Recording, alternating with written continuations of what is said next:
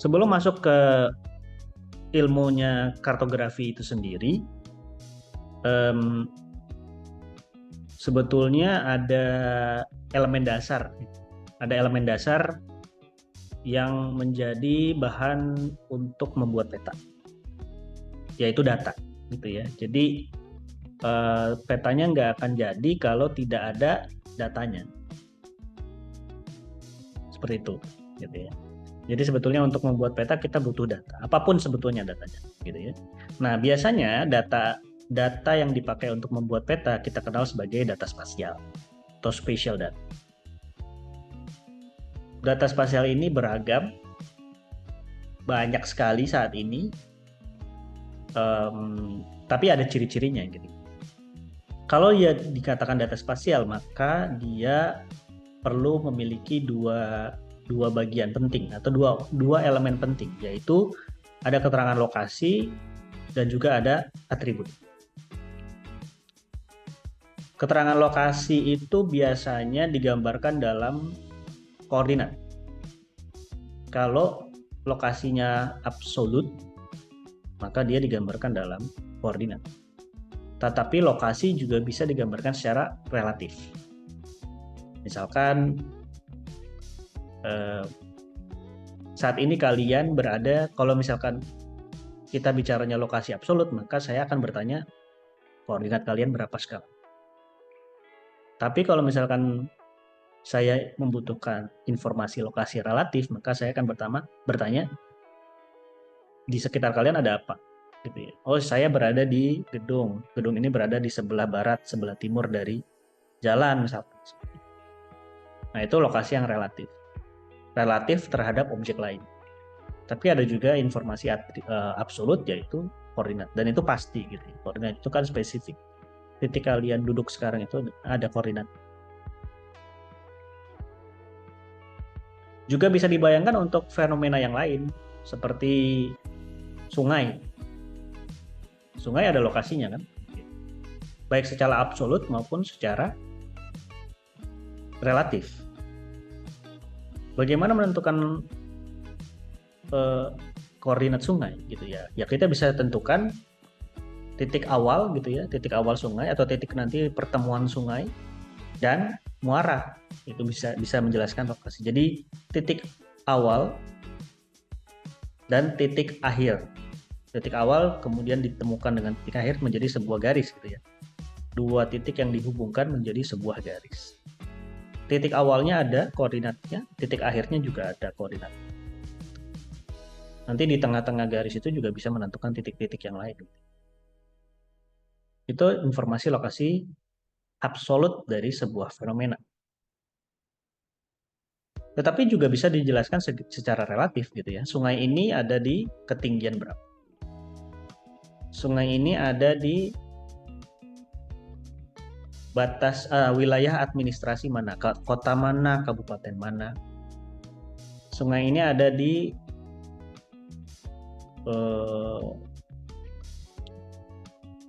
sebelah barat atau sebelah timur dari sebuah kecamatan atau sebuah kelurahan misalkan. Jadi ada penjelasan secara relatif, ada penjelasan secara absolut. Kemudian atribut. Nah, atribut itu apa sih? Ya, atribut adalah informasi yang melekat pada objek itu. Kalau misalkan yang diamati adalah sungai, maka atributnya adalah debit air, kedalaman sungai, orde sungai, nama sungai, dan sebagainya. Jadi informasi yang melekat kepada objek tersebut. Sebetulnya lokasi juga bisa menjadi atribut, tapi lokasi ini lebih spesifik. Nah, kalau atribut itu yang terkait dengan informasi yang lain. Panjang sungai, lebar sungai, kedalaman sungai, debit air sungai, nama sungai termasuk ya, nama sungai. Nah, kalau misalkan fenomenanya manusia seperti kalian nih, atributnya apa? Nama, gender, nomor KTP, nomor NIK, gitu ya, nomor mahasiswa, dan sebagainya. Banyak banget atribut. Jadi bisa dibayangkan dunia nyata yang kompleks sebetulnya bisa dipilah-pilah menjadi beberapa data spasial. Dunia nyata kompleks sekali ya. Di situ ada jalan, di situ ada sungai, di situ ada danau, di situ ada manusia, di situ ada cuaca, ada iklim, ada suhu, ya. Di situ bahkan ada persepsi manusia, ada politik, ada budaya juga di atas real world. Masing-masing tadi kita bisa pilah-pilah menjadi layer-layer data spasial.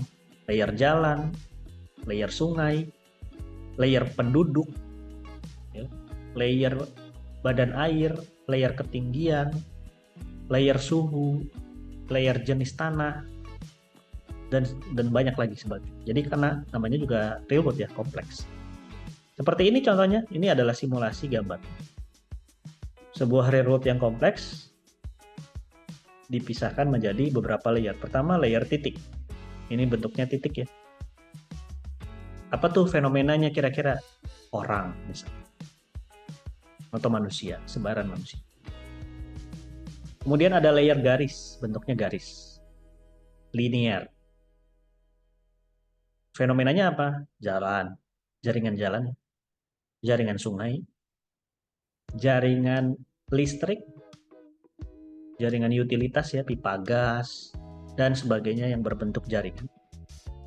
Kemudian ada yang berbentuk poligon atau area.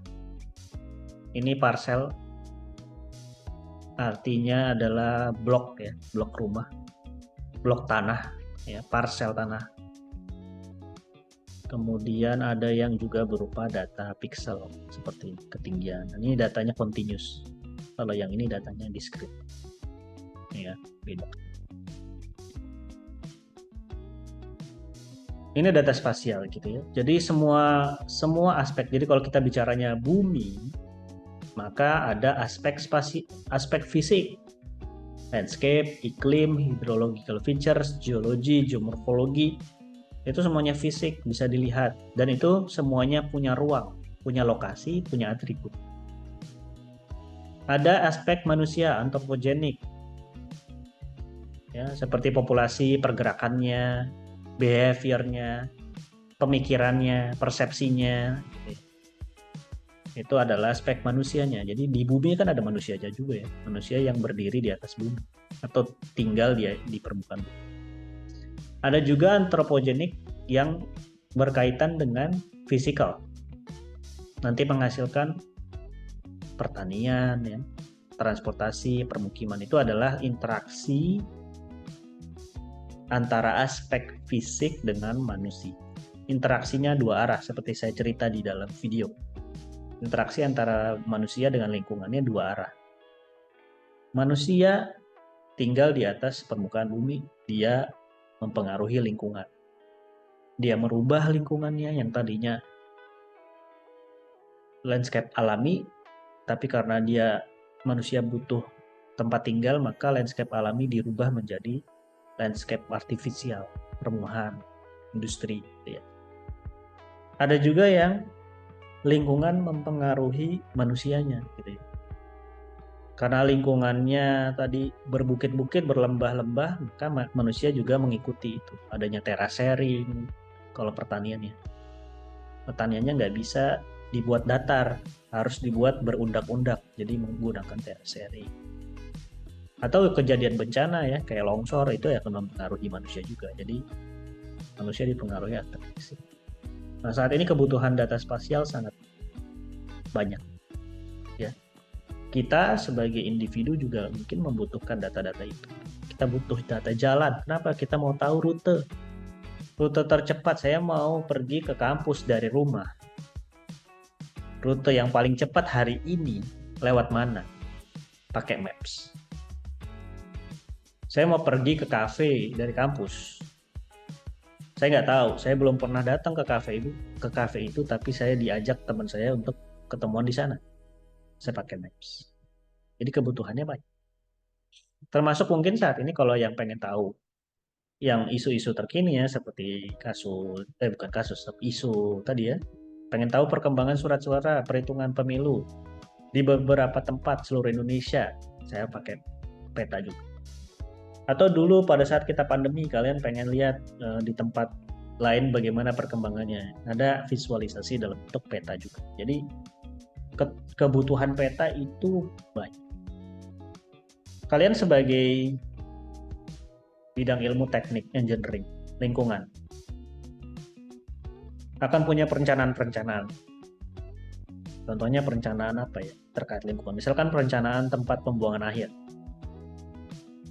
Kan tidak mungkin meletakkan itu sembarangan ya. Kita punya kriteria-kriteria.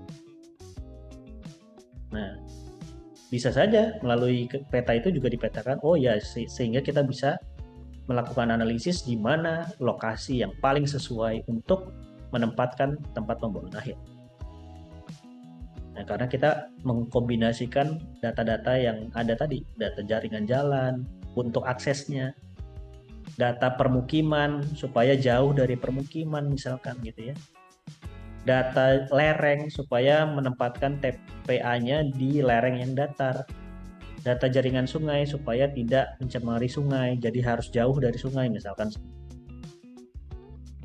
Ya, jadi dari kombinasi tadi kita akan punya kriteria namanya. Mana yang paling sesuai untuk lokasi tempat pembuangan. Contohnya pencemaran, sama juga butuh data spasial juga kan. Pencemaran ada sumbernya. Sumbernya apa? Katakanlah sumbernya adalah industri. Berarti kita harus tahu lokasi industrinya di mana. Potensinya mencemari lingkungan seberapa jauh? Berarti apa? Ada lingkungan apa saja di sekitar industri? Ada sungai kah? Atau ada badan air, ada danau, ada permukiman kah? Apakah akan mencemari air tanahnya dan sebagainya. Jadi sekarang data spasial sangat berpengaruh, sangat penting gitu ya. Ini ada sebuah jargon namanya THIS. THIS. Jargon ya. Kependekan dari tematik, holistik, integratif, spasial. Jadi kalau kalian tahu ada Kementerian Bappenas itu sekarang jargonnya THIS. Semua model perencanaan ya, ini model perencanaannya nih untuk sebuah wilayah harus punya salah satunya elemen spasial. Di mana lokasinya? Nanti mungkin kalian sebagai ahli lingkungan juga punya program-program perencanaan lingkungan. Pertanyaannya adalah di mana? Jadi secara spasial. Ini contohnya temanya adalah ketahanan pangan.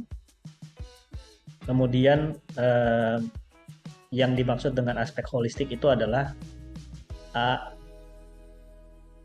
yang berperan gitu ya, yang berperan untuk tema ketahanan pangan ini. Siapa saja pihak-pihak yang terkait gitu ya. Ya, kalau kita lihat ini kementerian ya. Kementeriannya banyak ya, Kementerian Pertanian, bukan hanya Kementerian Pertanian. Kalau Kementerian Pertanian isunya hanya terkait dengan lahan misalkan.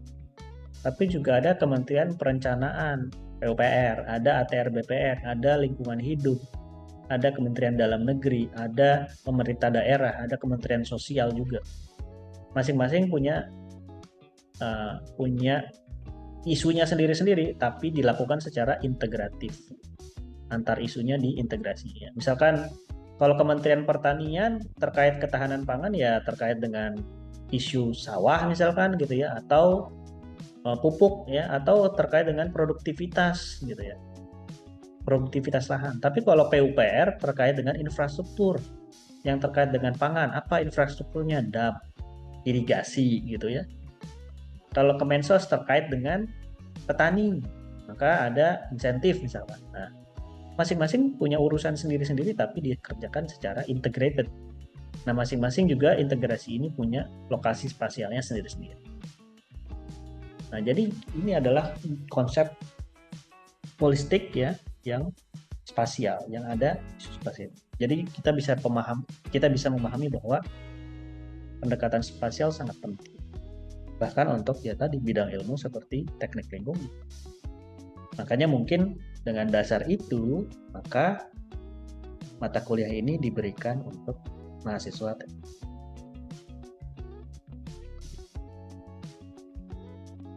Nah, ini sebuah visualisasi peta. Secara definisi, peta adalah simplifikasi, ya keywordnya, simplifikasi, kemudian representasi, itu juga bisa ya.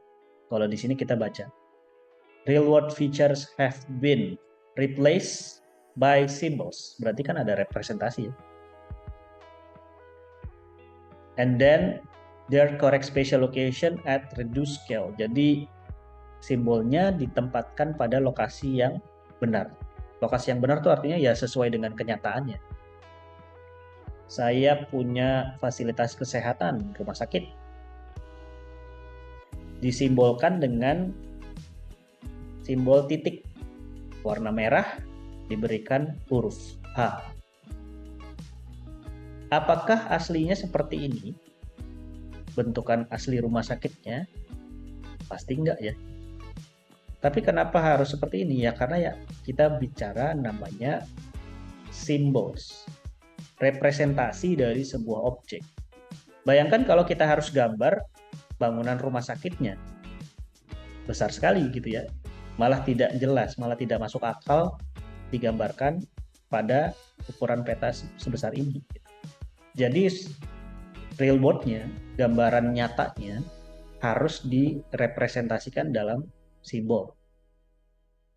Tapi kita tahu, oh ya ini rumah sakit. Gitu. Dan lokasinya sama persis dengan lokasi aslinya di lapangan. Kalau di sini kita bisa mencatat koordinatnya, maka apabila kita pergi ke koordinat itu, maka kita harusnya sampai di rumah sakit itu, gitu ya. Karena penggambarannya di peta posisinya sama persis dengan aslinya. Kalau meleset berarti kesalahan, gitu ya. Peta tidak sesuai. Berapa kali mungkin kalian mengalami menggunakan maps untuk menuju ke sebuah lokasi, lokasinya harusnya di sebelah kiri, tetapi aslinya di sebelah kanan gitu ya. Jadi kalian bingung di mana sebetulnya lokasinya. Jadi ternyata penggunaan maps juga perlu kehati-hatian supaya tidak nyasar, supaya tidak pergi ke tempat yang salah. Dan mungkin kalian pernah pengalaman seperti itu. Kemudian menurut ICA, ini adalah International Cartographic Association, peta adalah a symbolized image of geographic reality, jadi realitas yang disimbolkan. Representasi dari sebuah fitur, tapi fiturnya diseleksi. Tentunya aslinya di dunia nyata tidak sedikit ini ya kenampakannya. Ya ini hanya yang bisa dimunculkan saja, hanya yang bisa muncul gitu ya. Tapi kalau kita klik zoom ini, mesti nanti muncul lokasi-lokasi yang lain. Titik-titik ini kita sebut sebagai sebuah POI atau point of interest. Ya, point of interest. POI. Nah, kalau kita klik zoom ini, maka nanti akan muncul POI-nya lebih banyak lagi, tetapi area penggambarannya lebih sedikit. Ya. Saya akan coba diskusi secara interaktif. Silakan menanggapi lewat voice atau lewat chat. Kenampakan apa saja yang bisa kalian lihat dari peta ini? Ada taman, Pak. Oke, taman. Taman ada di chat, ada yang sebut, ada yang melihat sebuah jalan, bentuk jaringan jalan, ada rel kereta. Nanti saya tanya rel keretanya yang mana? Ruang hijau, tadi taman juga ya. Sungai. Oke, aliran air ya. Apa lagi? Yang jawab Ada rel kereta kuburan. bisa ditunjukkan rel keretanya di mana? Maaf, Pak, kalau nggak salah yang kuning bukan, Pak? Yang kuning. Yang kuning ini rel kereta bukan? Nggak terlalu yakin juga sih, Oh, Pak. yakin. Tapi ada logo keretanya di situ. Oke. Rel kereta ada yang bentuknya seperti ini. Tidak. Tidak ya. Nah, kira-kira apa tuh berarti? Itu tol bukan ya, Pak? Oh, kali Pak ya. Oke, saya ambil jawabannya. Tol. Jaringan jalan ya berarti.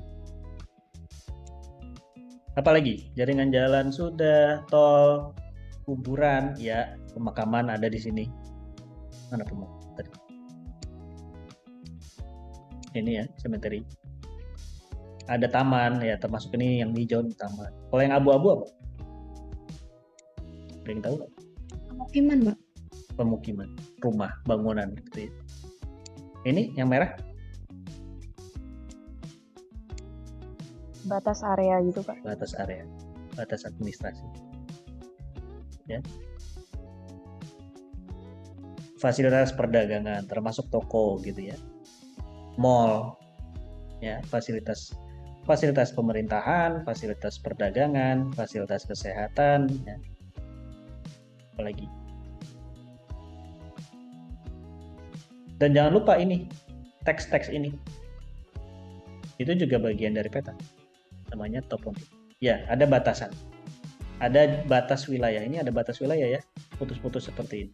Batas wilayah administrasi. Tadi ini juga batas wilayah administrasi. Kelemahannya mungkin di sini tidak ada legenda karena ini saya screen capture dari Google Maps. Tapi dari screen capture sederhana seperti ini dan barusan kita coba simulasiin, kalian bisa menjelaskan objek gitu ya. Kalian tahu itu adalah jalan, kalian tahu itu adalah tol gitu ya. Dari mana? Ya dari bentuknya. Kalian tahu itu adalah taman. Dari mana? Dari warna dan juga dari nama. Nama itu adalah bagian dari peta juga ya. Kita sebut sebagai elemen toponimi. Nama tempat, toponim. Nama jalan termasuk juga, nama sungai juga termasuk topon. Ini ada batas wilayah. Kemudian jaringan jalan yang warna putih juga jaringan jalan, yang warna biru ada jaringan sungai mungkin ya atau badan air.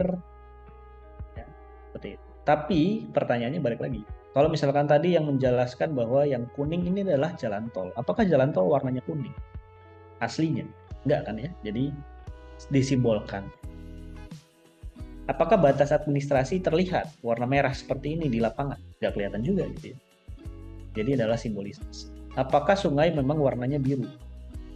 Enggak juga ya, di Jakarta sungai butek kan gitu ya.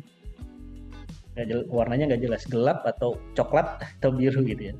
Jadi simbolisasi saja. Ya warna biru kita langsung top of mind-nya, oh ya itu air. Warna hijau hutan, vegetasi gitu ya. Nah juga ada yang warna abu-abu ini adalah permukiman, bangunannya ya. Yang barusan kita kerjakan tadi, yang barusan kalian lakukan tadi adalah mendeskripsikan. Kalian lihat gambarnya, kalian tebak itu adalah objek apa. Itu adalah level pertama dari memahami peta. Berarti peta ini benar. Tersampaikan informasinya kepada pembaca. Pembaca ngerti itu objek apa, gitu ya. Itu adalah level pertama dari memahami peta. Kita bisa sebutkan itu objek apa dari simbolnya. Meskipun di sini sebenarnya kurang ya, ada legenda simbol. Sebenarnya ada rel kereta juga ya. Tadi saya ini rel kereta nih ya. Tapi lurus ya. Yang warnanya bukan yang kuning tapi yang abu-abu ini rel kereta. Ya, kita ikutin nih jalurnya. Jadi ada simbol jalan kereta juga. Nah sekarang pertanyaan berikutnya adalah kita coba memaknai gambar ini lebih dalam lagi. Pertanyaan saya adalah, menurut kalian karakteristik wilayah ini seperti apa karakteristiknya? Menurut saya cukup tinggi, Pak, karena fasilitas dari masyarakat sudah lumayan lengkap ya, Pak, dari rumah sakit, lalu ada mall, terus ada ruang terbuka hijau juga sudah lengkap, begitu Pak mungkin. Jadi aksesibilitasnya tinggi. Biasanya kalau kita melihat akses itu dari komponen apa? Transportasi bukan sih Pak? Transportasi. Dalam peta ini transportasi digambarkan dengan objek apa? Itu ada KRL, terus ada Mhm. jalan tol juga, Mhm.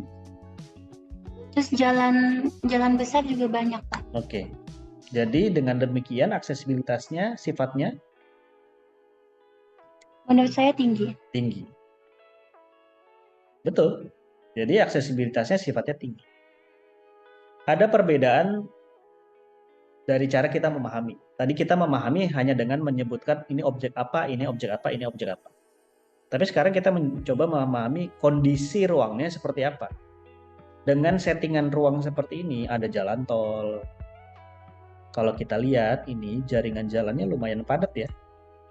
Ada jaringan jalan yang mungkin ini jaringan arteri ya, jalan arteri yang besar.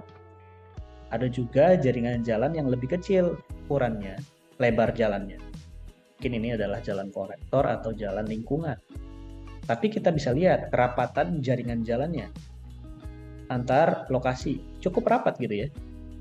Ya kalau ini jelas lah ya karena dia sebuah kebun atau park, taman gitu ya. Nggak terlalu padat jaringan jalannya. Tapi kalau kita lihat seperti ini contohnya. Area permukiman ya yang cukup padat. Gitu ya. Ini area permukiman, ini area permukiman, ini area permukiman. Ya, jadi aksesibilitasnya tinggi. Terlebih lagi ada akses tol yang menghubungkan antar wilayah. Jadi wilayah ini bisa diakses dengan cepat dari wilayah yang lain. Ada akses kereta transportasi. Jadi jaringan transportasinya lumayan banyak variasinya. Moda transportasi lumayan banyak. Aksesibilitas tinggi. Bagaimana dengan isu lingkungan seperti pencemaran? Menurut kalian seperti apa tingkat pencemaran dari wilayah ini? Menurut saya cukup tinggi juga, Pak. Karena kan aksesibilitasnya tuh tinggi, otomatis transportasi umumnya itu banyak, transportasi pribadi juga banyak. Jadi emisi yang dihasilkan pun juga tinggi, Pak. Jadi pencemarannya apa? Resikonya? Resikonya pencemaran udara. Pencemaran udara. Ada lagi resiko pencemaran yang lain selain pencemaran udara? Silakan yang lain. Izin Pak, izin menanggapi. Saya rasa kajian pertama, yaitu dengan banyaknya pemukiman Pak, ada resiko pencemaran airnya Pak. Kenapa? Karena ada pembuangan limbah yang memang belum dikontrol dengan baik dari rumah tangga di situ. Oke. Selain pencemaran tanah, pencemaran air ada lagi? Pencemaran udara, pencemaran air ada lagi? Bentuk pencemaran lain? Pencemaran suara misalkan?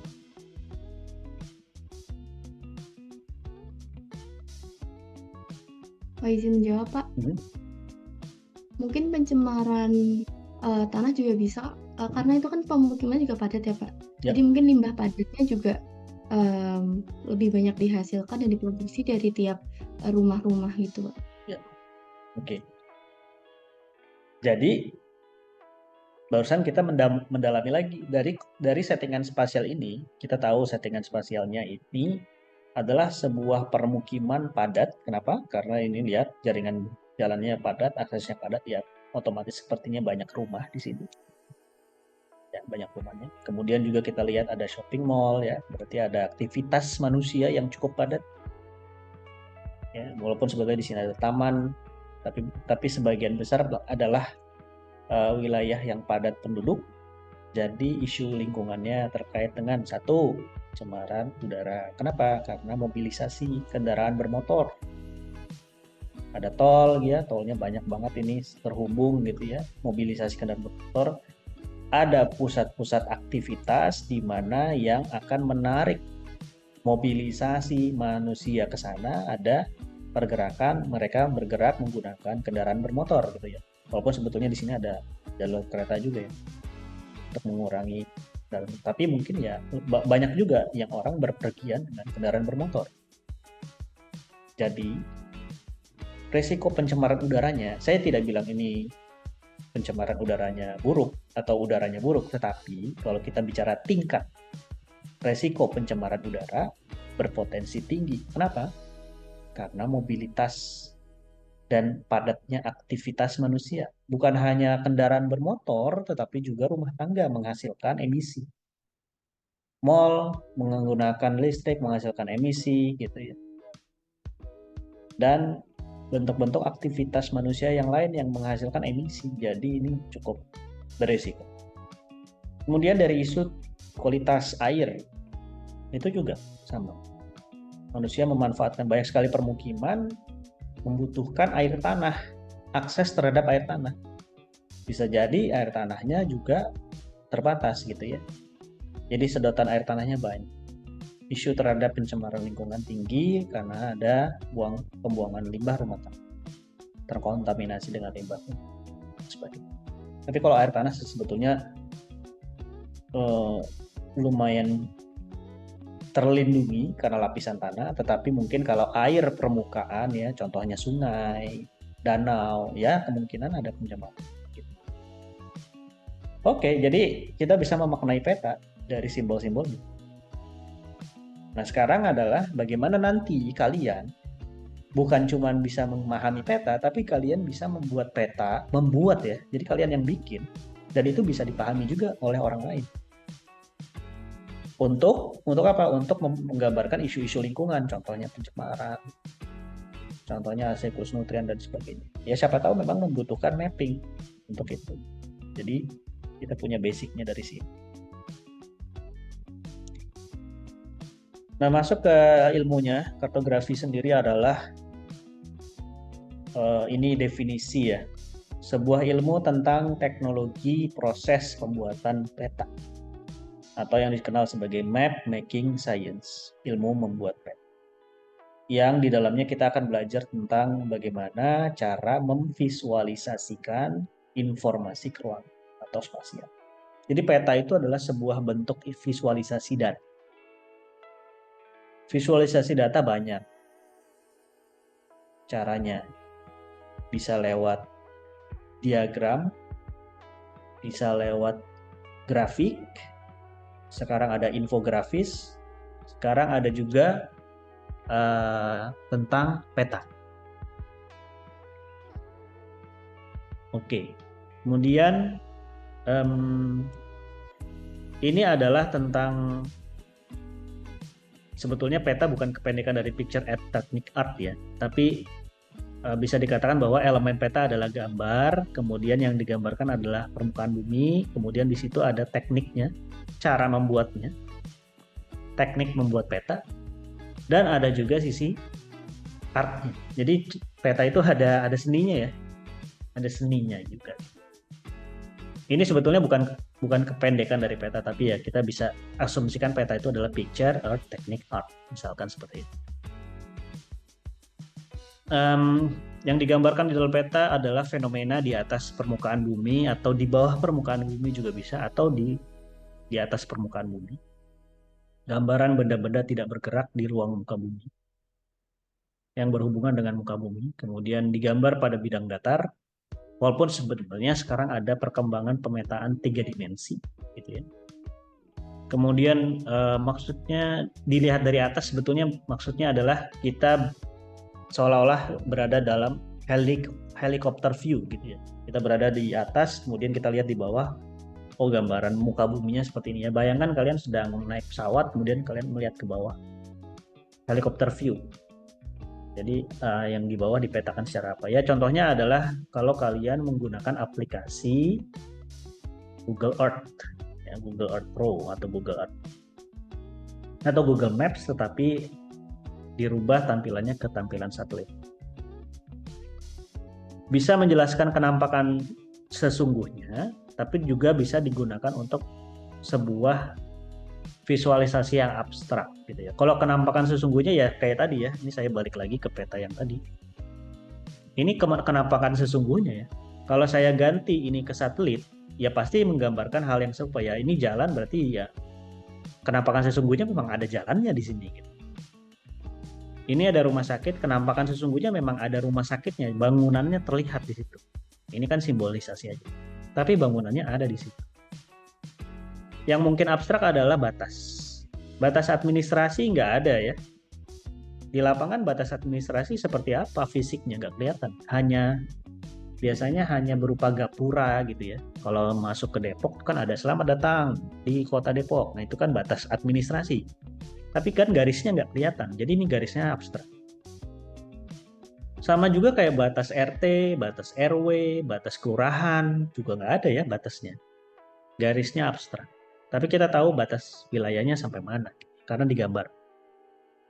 Kalau jaringan jalan jelas, kenampakan aslinya ada. Jaringan sungai juga, kenampakan aslinya ada. Bangunan juga aslinya ada. Yang abstrak tadi contohnya batas administrasi. Mungkin ada contoh-contoh lain yang abstrak, seperti misalkan kalian membuat peta jenis tanah. Yang dilihat memang tanahnya, tetapi kita nggak tahu batas jenis tanahnya itu sampai mana. Gitu. Itu mungkin abstrak juga.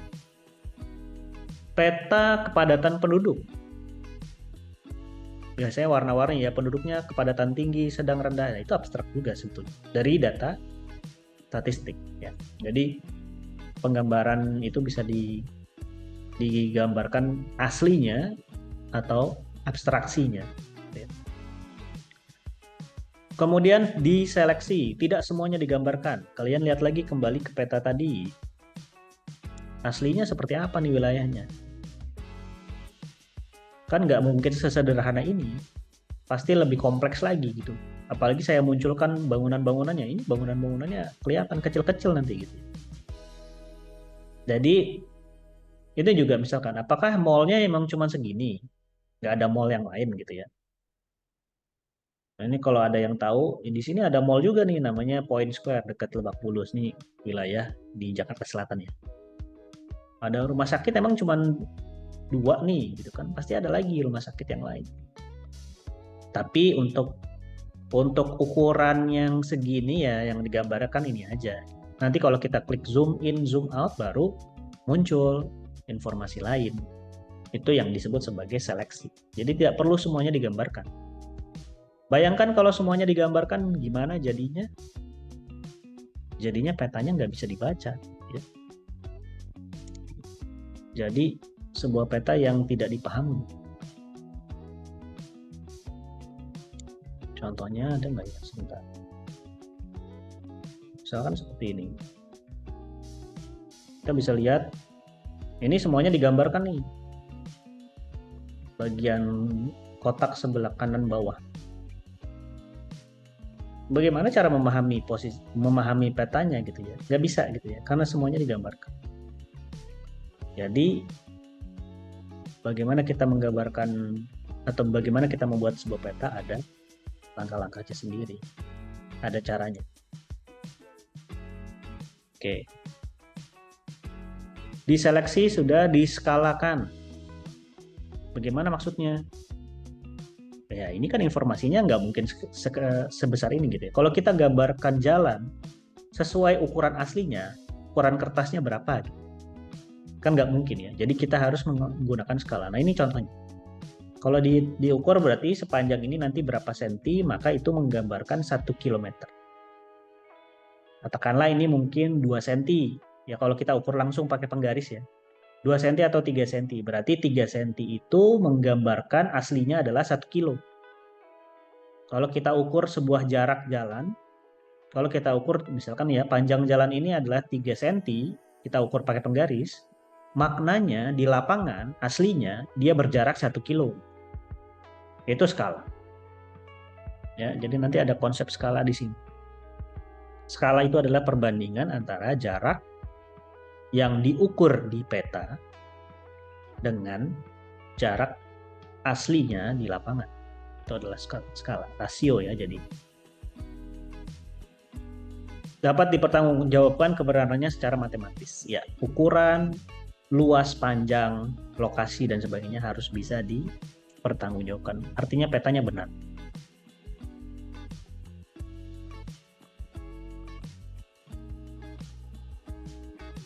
Nah, Mungkin ini konsep visualisasi. Bagaimana kita memvisualisasikan sebuah informasi. Tadi secara cepat kalian bisa menangkap ini jalan, ini sungai, ini taman. Berarti kalian sebetulnya sudah punya pemahaman di otak kalian kalau ada simbol seperti itu, maka ini adalah objek apa. Sudah terbayang di dalam pikiran kalian. Sama seperti nanti pada saat kita ingin membuat sebuah peta. Kita sebagai pembuat peta harus bisa memahami orang tuh ngertinya apa simbol itu gitu ya. Visualisasi yang paling pas jadi apa. Untuk menggambarkan jalan harus menggunakan bentuk apa? Garis, titik, atau area. Ingin menggambarkan POI atau point of interest harus dengan titik, garis, atau area. Itu pemilihan visualisasi gitu ya. Visualisasi untuk presentasi berarti membuat objek terpilih yang disajikan di atas peta menjadi nampak jelas dan informasi yang hilang minimal. Visualisasi untuk eksplorasi membuat pola hubungan antara objek spasial menjadi jelas dan jawaban atas pertanyaan hipotesis. Jadi ada macam-macam ya level informasi. Levelnya ada eksplorasi, analisa, sintesa, dan paling ini sebetulnya secara kalau kita lihat secara level pemahaman paling rendah ya, karena ini sifatnya memang untuk publik umum. Kalian sebagai masyarakat awam misalkan memahami seperti apa ya, hanya untuk presentasi aja. Tapi kalau untuk explore, untuk analisa tadi, apakah peta ini bisa dipakai untuk analisis? Belum tentu ya, karena kita bisa melihatnya hanya untuk presentasi saja. Misalkan pertanyaan saya tadi, bagaimana kalian bisa menentukan lokasi yang tepat untuk membuat atau membangun TPA, tempat pembuangan akhir? Di mana lokasinya? Apakah cukup dengan peta ini? Mungkin tidak ya, karena kita belum bisa mengukur jaraknya, kita nggak tahu kepadatan penduduknya seperti apa, harus bikin peta itu lagi gitu ya. Kita tidak tahu jarak dari sungai itu berapa gitu. Jadi kita harus buat peta-peta tambahan untuk dianalisis. Dari sini saja nggak cukup, karena tujuan peta yang kalian lihat sekarang ini adalah hanya untuk presentasi kepada publik yang pengetahuannya awam, untuk memahami fenomena saja, bukan untuk analisis. Tadi itu adalah maksud dari level ini. Jadi seperti itu. Ini contoh visualisasi. Sebentar, kita coba. Visualisasi informasi untuk sintesis. Ya. Di sini ada peta grafik kadar NO2 mingguan. Dari sini bisa kita bikin peta ini memang untuk mensintesa, menyimpulkan. Bukan untuk memvisualisasikan. Di sini nggak ada POI, nggak ada jaringan jalan, nggak ada yang lain. Yang ada adalah hasil analisa kualitas atau konsentrasi NO2 ya. Di sini kadar ya. Kadar berarti kuantitas ya.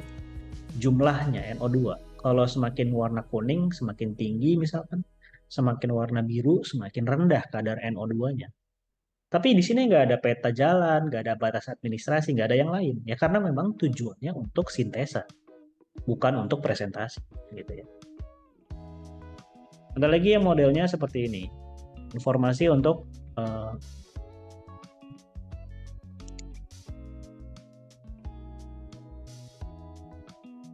oh ini bergerak ya, jadi ini untuk sintesis ya. Gitu. Ada lagi yang dipakai untuk analisis gitu ya. Jadi ini beda lagi. Di sini ada mobilitas ya, terkait dengan ini waktu itu kan lagi PSBB ya, jadi kita menggambarkan mobilisasi massa itu. Nah ini adalah perubahan mobilitas relatif, nanti ada berapa persen mobilitasnya ya. Ini keperluan analisis. Lebih sederhana lagi, nggak ada POI, nggak ada jaringan jalan, bahkan hanya ada batas administrasi dan warna yang menjelaskan keterangan. Jadi beda-beda ya fungsi petanya. Cara penggambaran peta disesuaikan dengan keperluan peta. Ini sebetulnya merangkum yang tadi ya, informasi sebelum peta. Jadi kalau kita sebagai pembuat peta, kita melakukan 5 kegiatan ini. Pertama ada eksagerasi atau pendetilan, ada klasifikasi atau membuat pengkelasan nih dari sebuah objek gitu ya. Ada seleksi tadi, kita tidak perlu memetakan semua, hanya memilih beberapa saja. Ada simplifikasi ya. Bangunan bentuknya yang kompleks disederhanakan dengan sebuah simbol titik gitu ya. Ada simbolisasi. Sebagai pengguna maka nanti ada kegiatan membaca peta, menginterpretasi peta, dan melakukan analisis peta. Ya kalian bisa ada di 2 posisi ini ya. Bisa juga sebagai pembuat, bisa juga sebagai pengguna gitu ya. Mungkin sekarang sebagai pengguna, belum sebagai pembuat. Tapi nanti mungkin setelah mengikuti mata kuliah ini kalian juga bisa berposisi sebagai pembuat.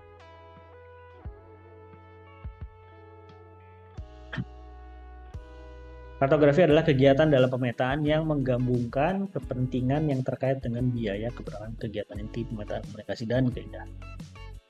Ya, ada sisi seninya di sini ya. Jadi bukan hanya cara menggambar, tapi juga bagaimana cara menggambarkannya ya. Seninya seperti apa? Ini kan ada seninya ya. Ini seolah-olah seperti ada 3 dimensinya muncul di sebuah peta gitu. Ini peta yang kuno mungkin ya. Jadi dia cara menggambarkannya seperti ini.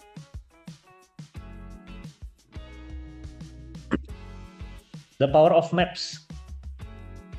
Menunjukkan realitas, jelas dia menunjukkan realitas.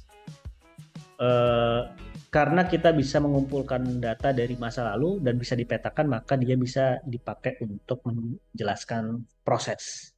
Dulu seperti apa, sekarang seperti apa. Mungkin kalian sebagai manusia yang tinggal di tempat tinggal kalian, udah berapa tahun ya tinggal di tempat tinggal kalian melihat di lingkungan sekitar kalian tentunya tidak sama seperti 10 tahun yang lalu, 20 tahun yang lalu gitu ya. Atau mungkin zaman kalian kecil, zaman kalian sekolah, dan zaman kalian kuliah. Pasti lingkungannya berubah-berubah. Dan itu kalau dipetakan maka petanya beda-beda karena beda tahun.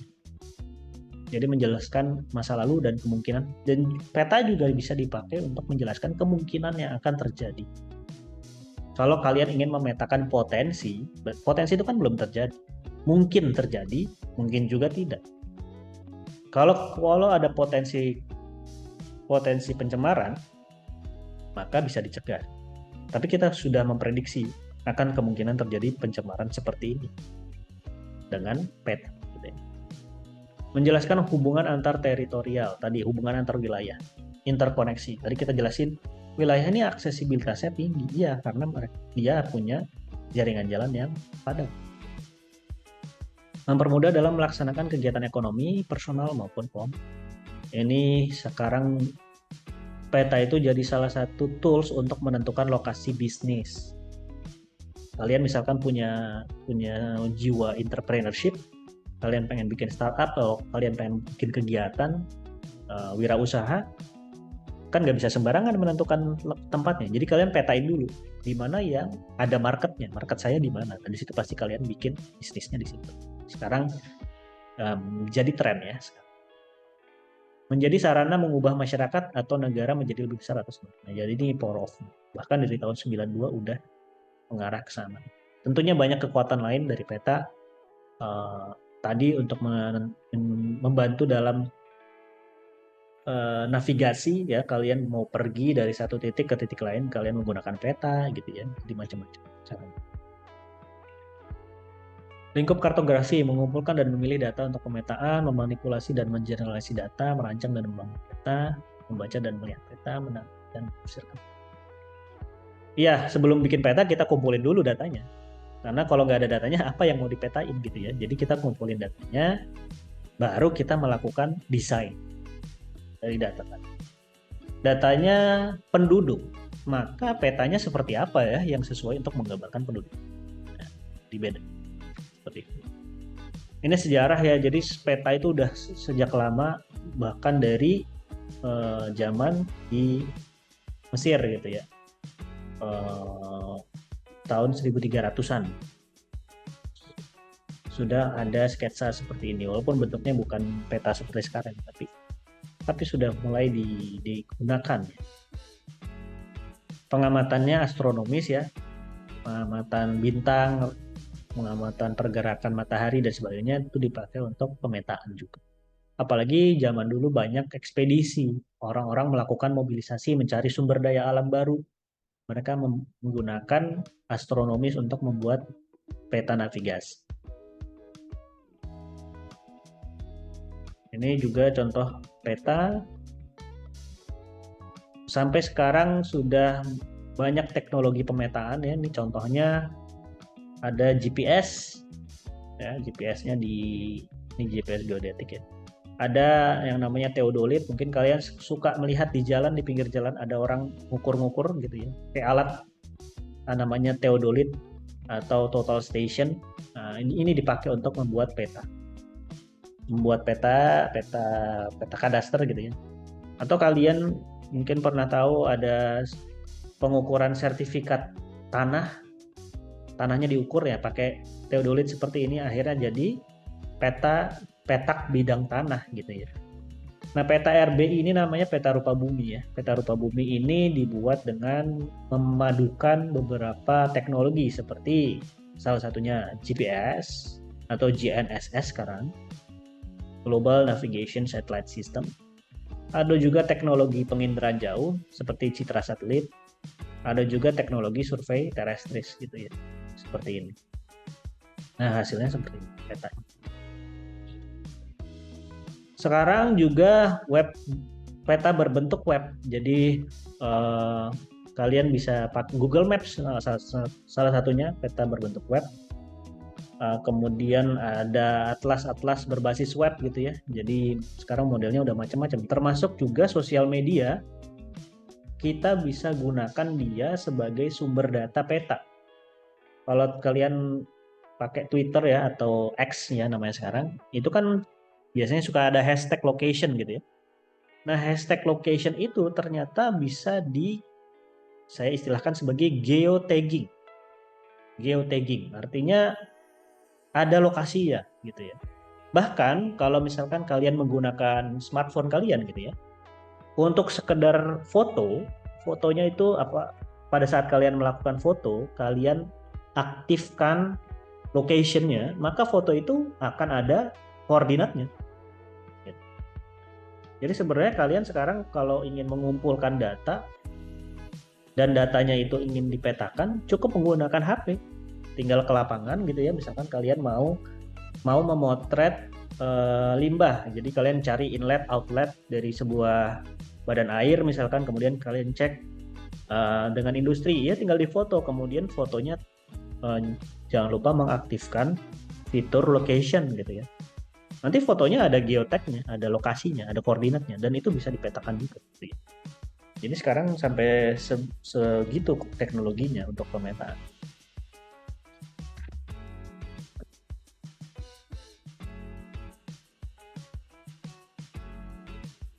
Jadi sekarang peta itu sebetulnya dibuat juga untuk ya karena peta itu penting ya. Kita perlu memahami bagaimana cara mendesain peta melalui kartografi. Supaya yang mau disampaikan informasinya dapat disampaikan. Karena yang menggunakan peta itu berbagai bidang. Bukan hanya geografi, tapi sekarang banyak sekali bidang-bidang yang melakukan pemetaan.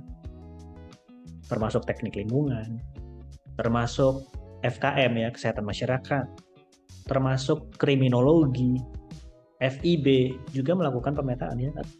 Kayak arkeologi itu kan pasti ada petanya. Jadi macam-macam.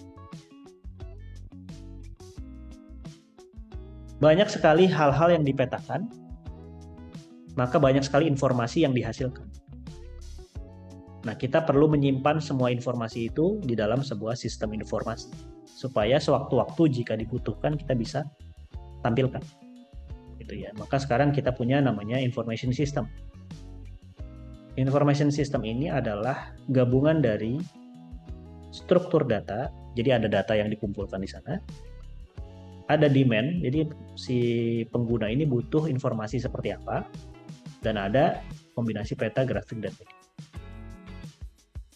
Gitu ya. Jadi ketiganya ini menghasilkan nanti peta, sebuah peta gitu ya, untuk kebutuhan tertentu, dapat datanya dari mana, dan bagaimana memvisualisasikan peta. Ini penyajian peta ya, peta rupa bumi, peta grafis ya, ada visualisasi, ada penyajian simbol mengikuti kaidah gitu ya. Ini peta foto, jadi beda ya. Kalau yang tadi ini kita lihat beda petanya. Ini seperti Maps tadi, Google Maps. Kalau ini adalah tampilan citra satelit, gitu ya. Tampilan kenampakan tutupan lahan dari aslinya gitu ya, dari satelit. Peta foto namanya. Nah, sekarang juga kita punya fasilitas namanya Story Maps, artinya bercerita dengan peta. Mungkin kalian kalau mau klik ini bisa ya. Saya coba buka ya deh ini. Story Maps. Oh. Linknya udah non-aktif ya. Jadi kita sekarang punya aplikasi Story Maps ya, jadi bisa bercerita dengan. Nanti mungkin akan dipraktekkan juga kalau sudah waktunya untuk mempraktekkan ya.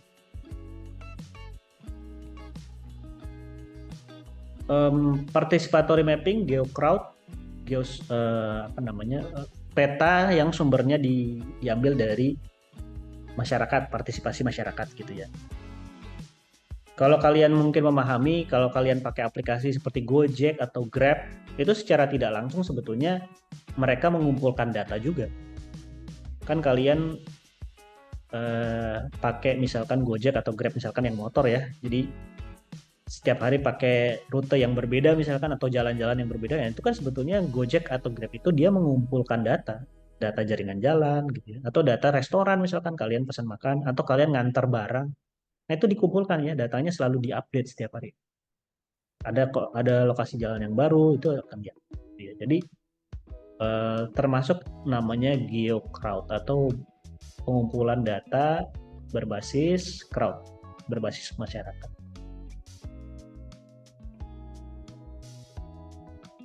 Ini desain peta gitu ya, berbasis pengguna. Nah, ini peta sebetulnya ada aturannya. Jadi kita punya undang-undangnya namanya UU Informasi Geospasial nomor 4 tahun 2011 gitu ya. Nanti kalian bisa baca juga. Dan ada wali data. Jadi wali data itu adalah pihak-pihak yang punya data itu gitu ya. Kita sebagai publik kita bisa bikin peta, namanya peta tematik. Asalkan peta tematik itu belum dibuat oleh pihak lain. Misalkan contoh ini ada Kementerian ESDM, dia bikin data batas wilayah pertambangan. Ya udah itu punya dia memang. Ada Badan Nasional Penanggulangan Bencana BNPB, dia bikin peta resiko bahaya. Ya itu punya dia memang. Nah, nanti kalian tinggal cari saja, kalau kalian sebagai publik kalian boleh buat peta yang belum dibuat gitu dan bisa kalian klaim. Tapi sebenarnya kalau peta tematik kita bisa buat. Nggak masalah. Perbedaan antara IGD dengan IGD, ada yang namanya informasi geospasial dasar, ada yang namanya informasi geospasial tematik. Nah, beda-beda ya. Jadi nanti kalau informasi geospasial dasar hanya boleh dibuat oleh pemerintah, dalam hal ini namanya Badan Informasi Geospasial atau BIG. Sementara peta tematik boleh dibuat selain badan. Masyarakat juga bisa. Ya. Ini kriterianya. Ini contoh peta rupa bumi, peta ini IGD ya, informasi geospasial dasar, berbentuk peta rupa bumi, yang membuat adalah badan.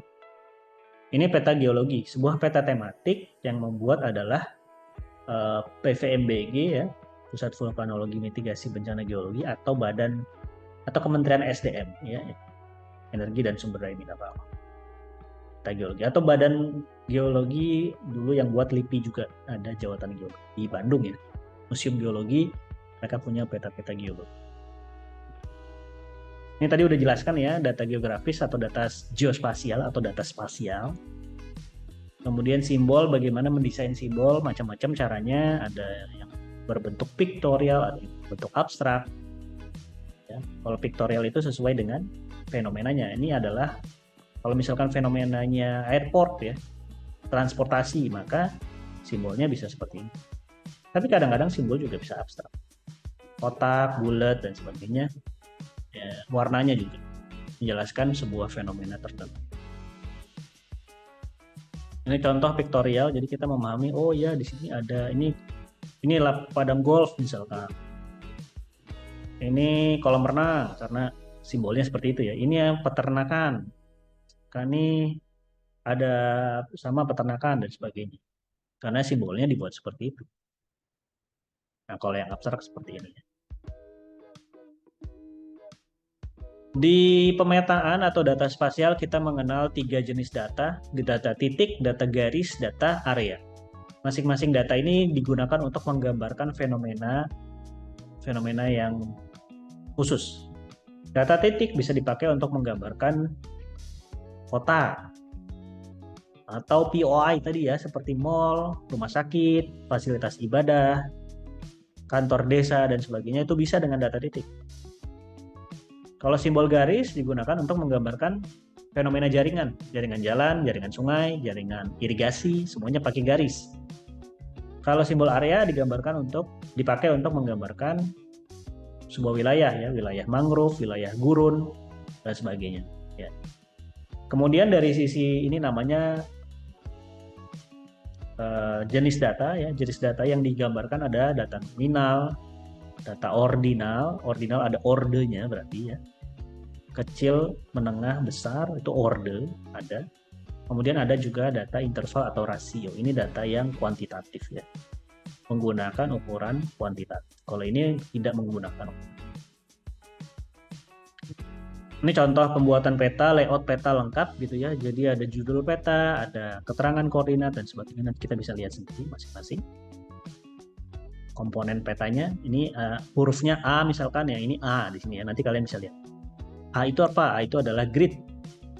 Kemudian B adalah koordinat gitu ya. C adalah nomor lembar peta misalkan. Dan seterusnya nanti kita bisa jelaskan itu masing-masing.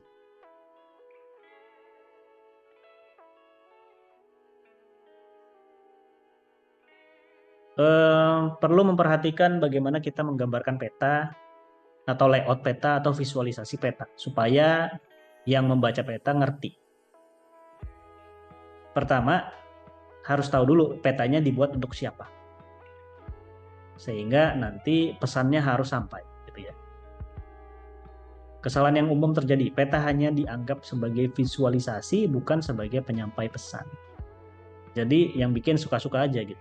Padahal sebetulnya kita harus memperhatikan audiensnya juga. Ini beda ya audiensnya. Ini mungkin audiensnya umum, karena kita bisa melihat, oh maksudnya ini. Tapi kalau yang sebelah kanan, audiensnya khusus, karena ini dipakai untuk di lingkungan pemerintah, baik itu pemerintah pusat atau pemerintah daerah. Dipakai untuk presentasi yang menjelaskan fenomena. Beda gitu ya, audiensnya beda.